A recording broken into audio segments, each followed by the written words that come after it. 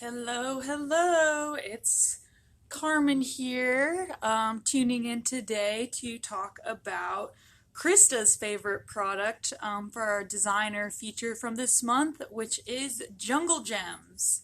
Our Jungle Gem glazes are low fire glazes that are designed with little small chunks of crystals in them or glass aggregate that melt in the firing and bloom to create these beautiful color variations that you can see here in our Jungle Gem line. So to get started, a couple base or use facts about our Jungle Gem glazes is that they do have a broad firing range. We've done testing with them from cone 06 all the way up to cone 10. There's obviously some variation with the results here. All of our cone 6 results for the Jungle Gem glazes are on our website, in addition to, of course, our typical low fire 06 results. We have lots of projects and everything on there, so definitely go ahead and check that out. That's an amazing resource, especially since we've got this awesome redesign and update. It's a lot more user-friendly, so definitely check that out there for us. And just to get started, I want to go over how you would use Jungle Gems. So starting out, you're going to have a jar of Jungle Gems here, and inside of that jar you can see that there's these crystals kind of clumped in the bottom. So we're going to want to have that mixed into our jar so that we can actually use this glaze. So I'm going to kind of clear this out a little bit so we can have some working space here, but I can go ahead and go over these glazes here. Here we have all of our brand new Jungle Gem glazes that we released this fall. So these are all super cool, and I'll go ahead and talk about those in a little bit. But first, we're going to open our jar. This is a Lotus Blossom that we have here. I just grabbed one from the shelf, and you'll see there are a couple crystals in here, but you really want to get all of those crystals from the very bottom of the jar mixed all the way in. So what I like to do is use just the back of my brush because that's what I usually have available. And I'll start mixing it. And you're gonna hear that brush scraping against all those crystals in the bottom of your jar. So give it a good mix. And then once you've mixed it, I want to also shake it up. So we're going to mix it so that we are breaking up those crystals that are in the very bottom of the jar, but that's not going to distribute them throughout the whole entire jar. So I'm just going to go ahead and give it a good shake here.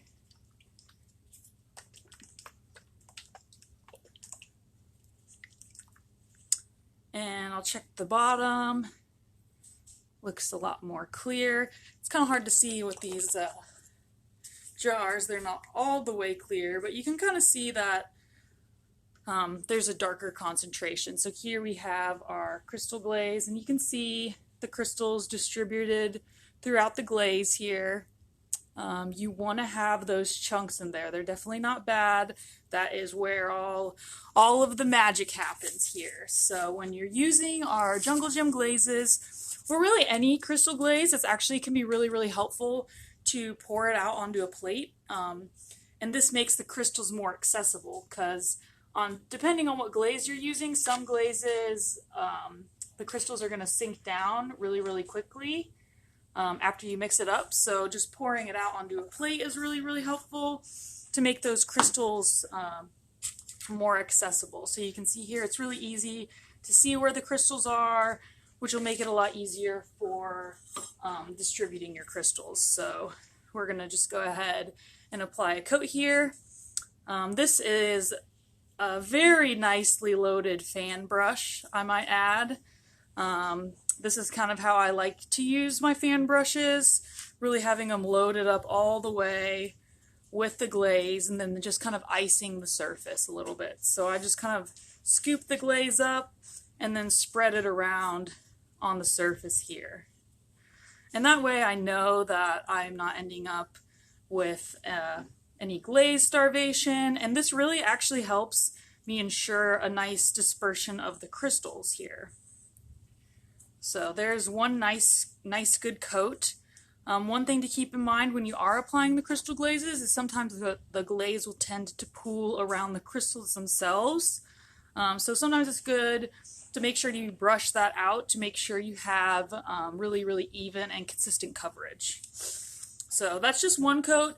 With our crystal glazes we do, or our jungle gem glazes, we do recommend applying 3 coats. So I would let this dry until the shine was all the way gone. You see how wet that is?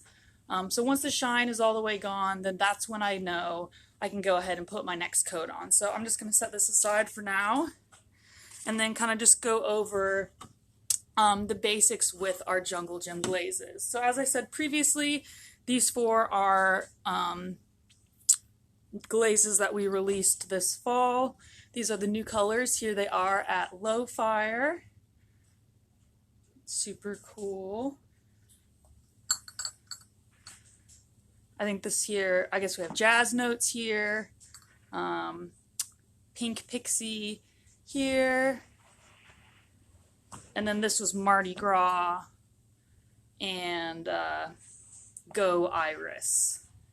I didn't know if I was going to remember the names, but I did, so that's what those are. They're super awesome.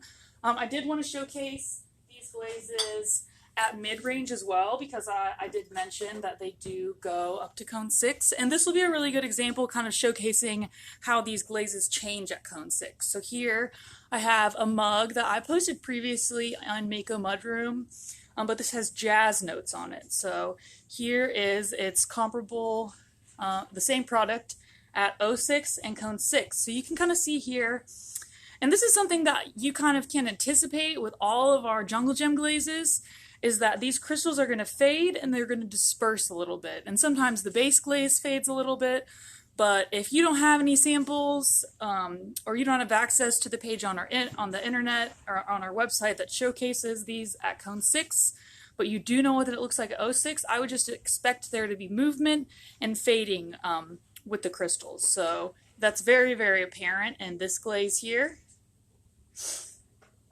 And then I do have another sample of the Go Iris. So here we have this, and you can see these crystals held up a little bit better than the other crystals, which is kind of expected because the other Jazz Notes glaze that had a purple crystal in it, which is definitely going to fade at mid-range. Purples and reds and things like that, and pinks, those will fade out really easily, so that's definitely something to keep in mind. So this, we're layering it, on both of these we layer them with the stonework glaze, but then we have the plain glaze on the bottom. So this is kind of like an overlapping blending area for these. I do really like to layer the jungle gem glazes with stoneware glazes at cone 6. That makes them a little bit less volatile and a little bit more reliable. So because you're layering it with a stoneware glaze that you know how it's going to behave, you're just adding some movement and a bit of variation with other glazes. So here we have, so this is Pink Pixie, this glaze here, over top of one of our ice glazes. This is over chambray. And so you can see it's layering over top of it. The pink kind of faded out a little bit. The purple faded out a little bit, but it does add some beautiful movement and flow to the piece here. And it goes really well with this chambray color. So you can kind of see and anticipate the movement and variation that's typical of our jungle gem glazes at cone 6 here. And then we also have, this is the Mardi Gras. So on Mardi Gras, a lot of the yellow faded, but you can still see it's showcased a little bit. It's holding up a little bit, but then the blue holds strong, and the purple is mostly fading away here. I like to layer the jungle gems with stoneware glazes just to add a little bit of movement. So I do have one more sample here showing you about stoneware, and then I'll showcase you guys a couple samples of low fire that kind of has a stoneware aesthetic. So here we have Herb Garden. This is at Cone 6 on just like a handmade piece layered with oyster. So the herb garden is just on the top area and then the oyster is down here. The oyster I used as like kind of a buffer area because I knew that this was going to move a lot, but I did not want to have this be unglazed all the way up here. This is a really, really good way to use these at Cone 6, especially the ones that are going to move a lot. So I'll glaze the herb garden down to here and then have the oyster kind of overlapping it a little bit. So even if the herb garden didn't flow all the way down to the bottom, I wouldn't end up with like a bare glazed area or anything like that. So that's definitely a good way to use jungle gems and experiment a little bit. I know if you guys aren't familiar with Feng Shu, he uses a lot of our jungle gem glazes and does an insane amount of test tiles, and he's honestly a really, really great resource and is really, really public about all of the tiles and everything that he does, and he's very, very responsive and super, super supportive. So definitely check out his work. It's amazing, and he is like the jungle gem king. Like, he's done extensive work with jungle gems at Cone 6. So if you do Cone 6 and you are wanting to look at jungle gems, I did forget to showcase this here. This is the herb garden at O6 and this is the herb garden at Cone 6. So again, like I had said previously, you can expect the crystals to melt and move a little bit. These crystals hold up pretty well. It's kind of funny, the brown from this green crystal is what remains, and then the rest of it kind of dissipates into the background glaze, which I think is really, really cool. This is honestly one of my favorite glazes to use at this temperature. So then another awesome thing with the jungle gems is that you can get this great stoneware look, but at low fire. So if you're using a community kiln, or you just don't work with mid-range clay, you can use the jungle gems with our element glazes to create this awesome kind of like stoneware feel, but still at low fire temperatures. So our element glazes are great, they break over texture, and then layering these two things together is going to add a lot of movement. And this actually has the benefit of these crystals not firing out, so the colors are going to remain very, very vibrant when you're doing it, layering it with other jungle gems or other element glazes. And that's going to help move them a lot. You can also actually layer them with our stroke and coat glazes. It's kind of cool if you layer a jungle gem underneath the stroke and coat. All these crystals will pop through your stroke and coat, but it's going to cover or maybe merge with the base color a little bit. So if you maybe think that this would look better with like a purple as the base, I think that layering this and then putting a purple stroke and coat on top of it would be a really, really good way to bring some purple into here, but still get these beautiful crystal blooms that happen. I would anticipate the base glaze to mix with the purple a little bit, so you're not going to get like a true grapple or stroke and coat color necessarily, but I think that's the fun thing about experimenting with these glazes. And then as most of our stoneware crystal glazes, we do have all of the base glazes listed for those. Unfortunately, our jungle gem glazes, we don't have base glaze formulations. It's not the same as our stoneware glazes. Some of them we did take from our foundations or stroke and coat line, but most of these have special formulations for the base glaze, and it's not a glaze that we sell in any of our other lines. So unfortunately, with the jungle gem glazes, you can't buy the base glaze and then mix it in or layer it with the base glaze to have less crystals, but you definitely can do color matching. So this glaze, you know, the base glaze is a bright yellow. I would layer it perhaps with some Sun-Kissed, which is also a bright yellow, if I wanted to cut down on the crystal content. So maybe 2 coats of Sun-Kissed, 1 coat of the Mardi Gras glaze, and then I would have a nice, more dispersed crystal effect, but still getting that beautiful, vibrant base glaze and not cutting it down or anything like that. I have recently had some questions about applying our jungle gem glazes to greenware. And with that, that's like a little bit more finicky than, say, our stroke and coat glazes. So our stroke and coat glazes, We recommend you can apply it to greenware, just leave space for outgassing. Since all of the base glazes for our jungle gems are a little bit different, some have more translucency, some are really, really opaque, some are going to have movement, some are going to be really sturdy. So those things are going to affect your fired results. So we can apply the jungle gem glazes to greenware, allowing outgassing, but you do want to do some test trials because each glaze is going to perform a little bit differently. So I don't think that we can just like blanket statements say, put all of the jungle gems on greenware and you're fine. I would definitely recommend testing, as with anything, even things that we're recommending, I still recommend testing because everyone is applying glaze differently.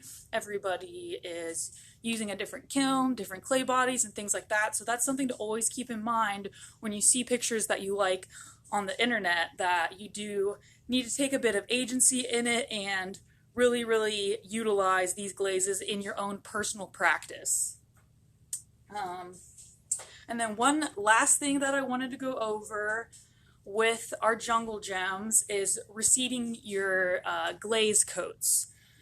So if you don't know what reseeding your coats are, this is really like super important on stoneware applications of jungle gems, but it also can be important on low fire applications of jungle gems as well, depending on how you're layering them. Like so this here, they just skipped the reseeding the coats. It's like, let's play it safe and have a buffer glaze and only glaze the top section of this piece. That's usually what I recommend doing when you're doing stoneware, just to save your shelves, or you can be really, really vigilant and taking care of your kiln and set your stoneware pieces on cookies, or use a kiln brick is usually what we use because it comes off really easily and you can grind it off, or something to raise this up so that if it does flow over, that you're not ending up with it on your shelf. But aside from having like a buffer glaze, you could also reseed your coats. So anticipating the movement is kind of something that I like to keep in mind. So let's say this is what I want to apply my glaze to, but I do want this glaze to be all the way at the bottom. I don't want this globby area or this buffer area. So if I'm going to be doing that, I'm going to take my first coat all the way down to the bottom, just one coat. And because these glazes do have a lot of movement, I'm going to anticipate that with how much I'm reseeding my coats. So I'm going to reseed these coats a lot because these glazes move a lot. So I'm going to bring my second coat only up to here, anticipating that it's going to flow down a little bit more, kind of meeting here. So I'm going to bring my second coat up an inch, maybe 2 inches even, and then my third coat, I'll bring that almost down halfway. So I'm leaving this much space reseeding from, so 1 coat, 2 coats, 3 coats. So that's what I would do at cone 6 because these glazes are so very fluid. At low fire, you definitely don't have to do that. You could just go down to here and then a little bit more and a little bit more. And that's just if you're layering and anticipating movement. At 06, you're going to be stilting your pieces anyway, so you do have a little bit more forgiveness than when you're doing cone 6 and you only have like this much space to work with here. So definitely something to keep in mind when you're using our jungle gem glazes at mid-range and even at low fire, depending on your application technique. So here we are back at this tile that I glazed earlier. It's getting nice and dry here, so I'm going to go ahead and put my second coat on. I'm going to put some more glaze on my plate here.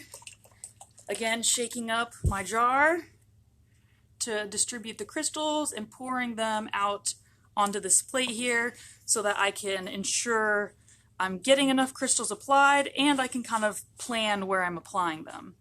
So just scooping that glaze up and spreading it around like icing. So I'm obviously a very heavy glazer.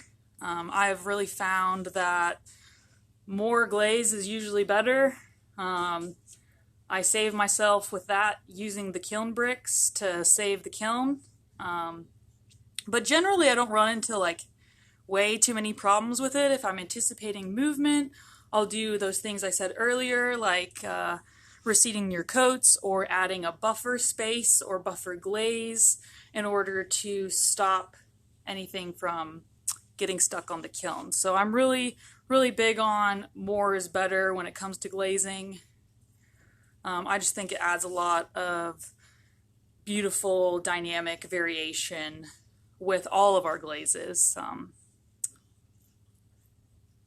Maybe not the stroke and coats, because there's no variation in those. But our Elements glazes, our Jungle Gem glazes, and our stoneware glazes especially. So you can see here, this is on nice, super thick. And now I'm going to use this time to kind of spread my crystals out a little bit more evenly. So I have as much glaze as I want on there. I can see it's very saturated. And then I'm just going to go ahead and spread these guys out. So that is a nice even application here.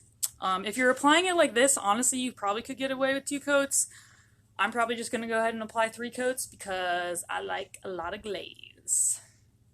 So you can see that there. Looks great.